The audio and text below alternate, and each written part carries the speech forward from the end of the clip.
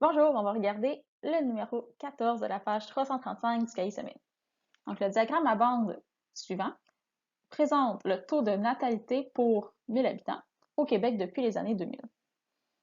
Donc, d'abord, là, on va commencer par déchiffrer un peu le diagramme à bande qu'on a en face de nous.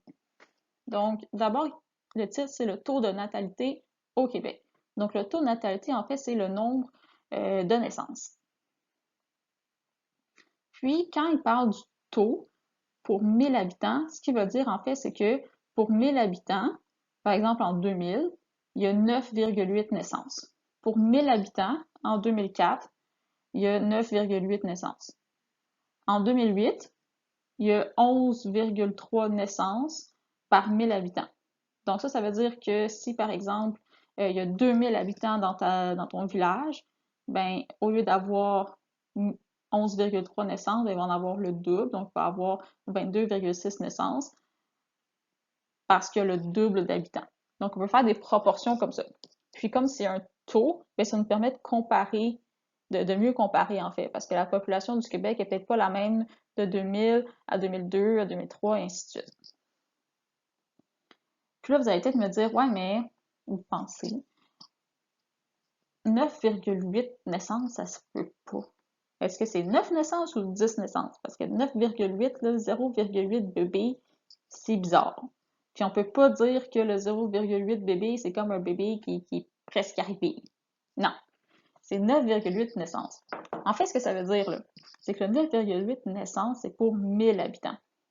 S'il y avait 10 fois plus d'habitants, donc disons qu'il y en avait 10 000, ben, il y aurait 10 fois plus de naissances. Donc, il y en aurait 98. Donc, encore là, c'est une proportion. Donc, s'il y a 10 fois plus d'habitants, il y a 10 fois plus de naissances. Donc, on obtient là, 98 naissances pour 10 000 habitants. C'est la même chose, le même taux que 9,8 pour 1000 habitants. Puis, ça fait beaucoup plus de sens là, de dire 98 naissances pour 10 000 habitants parce qu'on arrive à un nombre naturel de naissances, un nombre entier.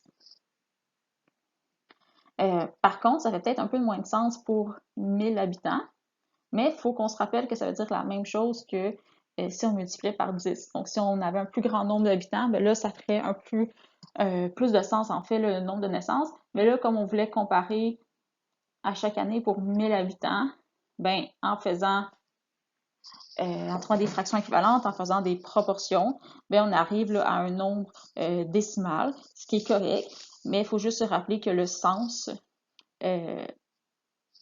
en fait, ça fait peut-être un peu moins de sens avec 1000 habitants, mais que ça va en faire avec plus d'habitants. Donc, A. Quel autre type de diagramme aurait été approprié pour illustrer l'évolution de ces données? Donc, ici, on a des données qui sont quantitatives, donc des nombres, puis on a sur l'axe horizontal des années, donc qui est une unité de temps. Donc, c'est pour cette raison-là qu'un diagramme à ligne brisée, ce serait approprié aussi, parce qu'un diagramme à ligne brisée, ça sert à présenter l'évolution de caractère quantitatif, donc l'évolution là, par rapport au temps. B. Calcule la moyenne et l'étendue du taux de natalité pour ces 8 années.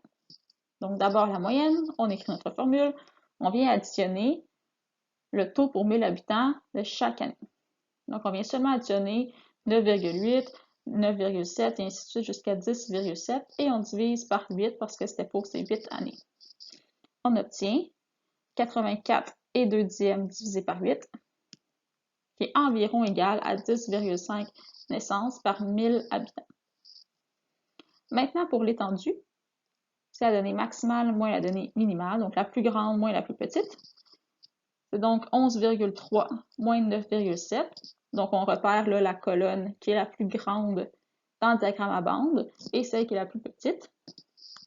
Et en faisant notre calcul, on arrive à 1,6 naissances par 1000 habitants. Pour la lettre C, décrit l'évolution du taux de natalité au cours de 16 années.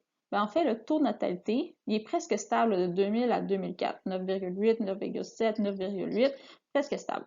Ensuite, il augmente de 2004 à 2008, puis il diminue légèrement jusqu'en 2014. Donc, quand on veut décrire l'évolution, c'est ça qu'on veut savoir. Est-ce qu'il augmente, est-ce qu'il diminue, est-ce qu'il reste stable? Puis, on a ajouté aussi qu'il demeure toutefois au-dessus de la moyenne. Donc, qui est de 10,5 naissances pour 1000 habitants. Donc, naissance ici a besoin d'un S.